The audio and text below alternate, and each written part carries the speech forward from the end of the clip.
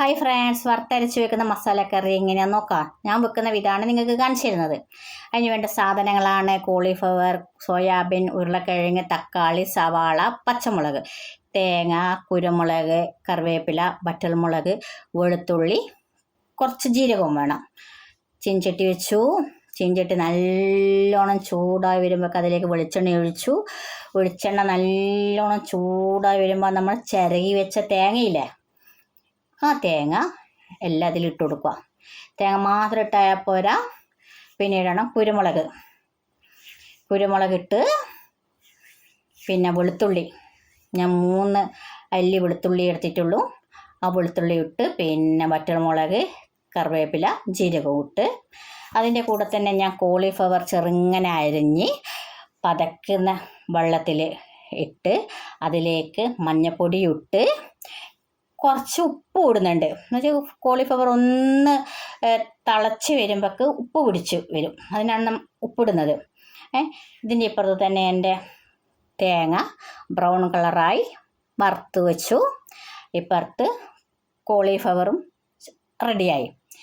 ഇനിയാണ് നമുക്ക് സോയാബീൻ ഇതേപോലെ തന്നെ പതക്കുന്ന വെള്ളത്തിൽ സോയാബീൻ ഇട്ട്, അതിലേക്ക് കുറച്ച് ഉപ്പിട്ട്, അപ്പം ഈ സോയാബീൻ ഒന്ന് തിളച്ച് വരുമ്പോൾ ഉപ്പ് പിടിക്കും സോയാബീക്ക്, അതിനാണ് ഉപ്പിട്ടത്.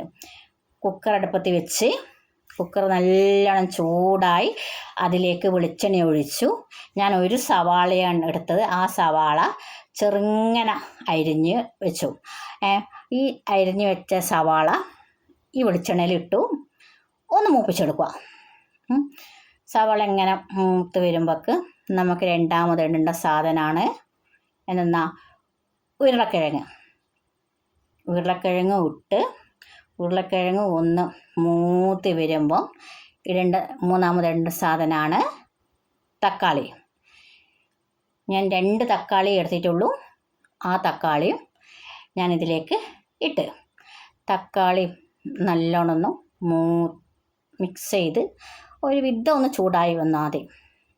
അതിലേക്ക് ഞാൻ കറിവേപ്പില ഇട്ട്, 2 അല്ലി വെളുത്തുള്ളി അരിഞ്ഞിട്ട്, രണ്ടും നല്ലോണം മിക്സ് ചെയ്ത് വെള്ളം ഒഴിച്ചു വേവിക്കാൻ വെച്ചു. അതിൻ്റെ കൂടെ തന്നെ ഞാൻ എന്ത് ചെയ്തു വെച്ചാൽ വറുത്തരച്ച് വെച്ച തേങ്ങ അരച്ച് കൊണ്ട് വെച്ചു. അതിലേക്ക് ചീൻചട്ടി വെച്ചു, കുറച്ച് വെജിറ്റബിൾ മസാല ഇട്ടു, ചീൻചട്ടി വെളിച്ചെണ്ണ ഒഴിച്ചു, കുറച്ച് വെജിറ്റബിൾ മസാല ഇട്ട്, ഈ അരച്ച് വെച്ച തേങ്ങ ഇതിലിട്ട് നല്ലോണം മൂപ്പിച്ചെടുക്കുക. ഇതങ്ങനെ മൂത്ത് വരുമ്പോഴേക്ക് നമ്മളെ കുക്കറിൽ പിന്നെ കോളിഫ്ലവറും സോയാബീൻ ഇട്ട്, ഈ രണ്ടും നമ്മൾ ചൂടുവെള്ളത്തിൽ നിന്ന് മാറ്റി കഴുകിയിട്ടാണ് ഇതിലേക്ക് ഇടുന്നത്.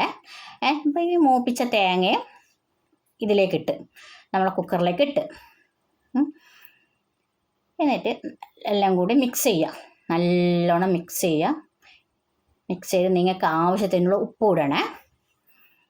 ഉപ്പ് ഇട്ട് വെള്ളം വേണ്ടെങ്കിൽ നമുക്ക് ആവശ്യത്തിനുള്ള വെള്ളം ഒഴിച്ചു കൊടുക്കുക. എനിക്ക് ഇത്രയേ വെള്ളം വേണ്ട വന്നിട്ടുള്ളൂ. പിന്നെ കറി നല്ലോണം തിളച്ച് മാറ്റി വെച്ച്, ചീൻചട്ടി വെച്ച് വെളിച്ചെണ്ണ ഒഴിച്ചു.